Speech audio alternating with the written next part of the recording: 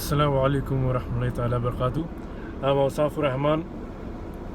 Today the topic I'm talking about is a very special and a very important topic, even for me also. Arabic, the language of Islam.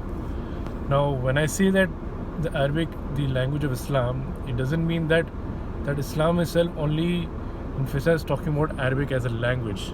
No, and should not be translated to any other language.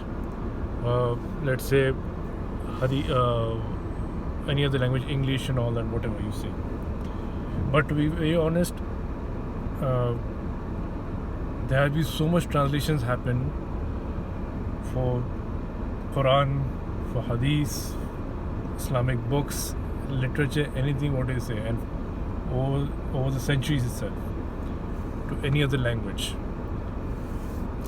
And obviously for obvious reason, that to spread the dawah, to spread the message of Islam towards the people who don't know Arabic language, for a simple reason. But now, why Arabic has given very emphasis in Islam is for the obvious reason. What language is Quran in? Arabic. What language is in Hadith in? Arabic. Right? So, in order to completely understand the complete access of understand the Quran and Hadith, you need to, the first thing foremost, you need to learn Arabic. Well, there are other sciences of the sciences you need to learn, or the ulum you need to learn, the principles you need to learn to understand the Quran and Hadith actually very well. But the first preliminary steps to understand is to understand Quran and Hadith is Arabic itself. As simple as that, right? And not only that, now even there are so many books, Islamic books, like books of fiqh, books on usul-e-deen, and any literature which has been written in Arabic, and any research articles, even at the academic level or any other level you could talk, written about Islam, has been written in Arabic itself as a language, because they emphasize Arabic as a very important language which gives an access to understand the primary source of Islam, that is Quran and Hadith. As simple as that. Now, there are some few of the the sciences to understand the Arabic language. Like for example, like other than reading, writing, speaking, and listening skills that itself is taught and it teaches. Along with that, also, like for example, tajweed is there, which talks about the recitation of the Holy Quran. Sarf, Nahu, Logha, Ishtiqaq, Ilm al-Ma'ani, Ilm al-Badi, Ilm al-Bayan. The last three words I mentioned about Ilm al-Ma'ani, Ilm al-Badi, Ilm al-Bayan. That itself, if club all three together, that becomes Ilm al-Balagha. Now, there are other ulums and sciences of to learn the Arabic language. Now, the people who are viewers out there who are expert in Arabic language, who knows Arabic very well, or whose mother tongue is Arabic, they would know more than me about there are some more ulums and sciences to learn to gain expertise in Arabic language. But now, what I've mentioned over here, like tajweed till all the way to ilm balagha, it is basically, these are the preliminary tools and equipment required for the mufassirin to understand and to write the tafsir of the Holy Quran. They actually require those ulums, the sciences, to understand, to write the tafsir actually. Preliminary. There are other ulums required now to become the expertise of being mufassir and write the tafsir. But these are preliminary, because without that you cannot understand any other ulum, the sciences of Islam actually, which is that's the reason. But now, I'm not saying that you all become start writing tafsir and ulum and all that. I mean, become mufassir and all that, become muhaddis and all that. What do you want to say? I know, like, not everyone can become. I know that requires the capability along with studying in Arabic language. But what I'm trying to emphasize is over here that Arabic language is not only any other language; it's the language of Islam, and even the Holy Quran also. Now I have not able to take in reference from one of the Quran's ayats of the Holy Quran, which at the beginning itself talks about that, like the Holy Quran has been revealed to us, we as Muslim, and to Rasulullah and to Sahaba Kiram in Arabic language itself. Maybe it's in Surah Ibrahim or Usmar Ra'ad. Correct me if I'm wrong, okay? But I have not referred to, but I will refer back again. But the point is, like, even Allah subhanahu wa ta'ala and even Rasulullah sallallahu alaihi wasallam and even the Holy Quran has given emphasis of learning in Arabic language. How important that language it is. And even then also, okay, I'll give further categories for Arabic. There are like basically 3 categories of Arabic. One is the modern standard Arabic, which you read in the newspaper, the magazines, or any official documents and all that, whether in government anywhere, or you watch any news channel over there, Arabic news channel. The language of the Arabic is modern standard Arabic. Now, the Arabic language for the Quran and Hadith is classical Arabic. That is is a bit different from modern standard Arabic. And there's one more also an Arabic, which is called the colloquial language, or some of my Arab friends told that it's called a street language.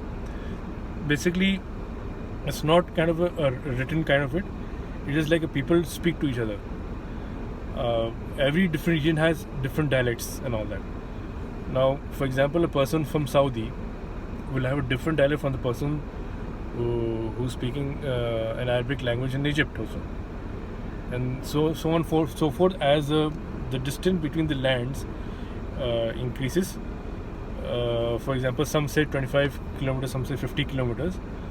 So between the dialects within the Arabic language changes actually.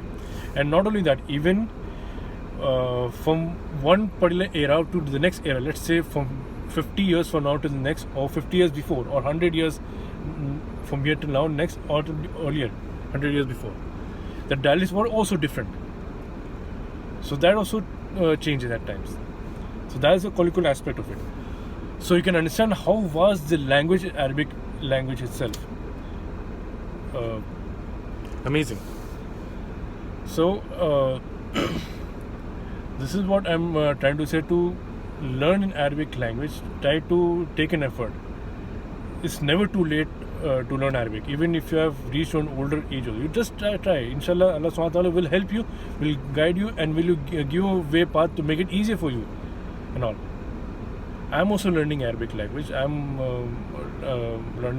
trying to learn Sarf, trying to learn Nahu, also Loga also, and all that, and so on. And I request you all to make a dua for me that I learned Arabic so well that I'm able to understand and get an access to learn Quran Hadith. And you know what is very amazing when you start learning, because I'm learning Arabic right now, so it's very exciting. So I'm telling that it's such an interesting thing that, like, when you start beginning to learn, right, at the few levels, like, I'm not saying you become an expert and all that, because you don't become an expert. When you start reading Quran, you start reading Hadith, right? Even if you know Sarf and Nahu and all that, you not obviously not understand each and everything. That's for sure. But you start to understand. Your mind and heart start opening the thing. Like example, like I'll give a very good example that there's a treasure chest, a box kept over there. And you know it is kept over there, but the thing is that how are you going to access to that if it is closed and it is locked on it? So you need a key to open that lock and gain access to the treasures over there, gold and silver, whatever you want. And that key is the Arabic language to get an access for Quran and Hadith and any other Islamic literature and books and any other Islamic subjects also. Right? And even the Arabic books written in tafsir and the commentary of hadith, fiqh books and all that, which are written in Arabic also, that itself also is very interesting that to read and understand, because there's quite a lot of treasures is hidden over there, which getting access will is unbelievable. I mean, amazing, you know. So I would already say my last. I mean, before ending this video, that have a focus learning Arabic. I mean, learn in whatever way you can learn. I mean, you learn going to attending the classes, going in one-to-one, person-to-one Arabic teacher. You learn, or learn online also, free or with paid, whatever you do. I mean, at your own free time and access also. I know, I understand, like some of you out there have own personal commitments, your family and work life is there, everything. Not everyone is free with that, I understand that. But anyway, out of the whole day you have, like whatever time you can give out, whether it's not even 1 hour, half an hour, 10 minutes, whatever. Just give out time and learn Arabic. Eventually, as you do it every day, you'll improve a lot, you'll progress also. And as you learn Arabic more and more better, you'll feel, I mean, like you'll have more confidence and have the more interest to learn more. I mean, reading, writing, listening and speaking also. So that's the thing. I mean, that's the thing I want to say. Because learning Arabic, the purpose behind to learn Arabic, not just speak to Arab people and living in an Arab world and all that,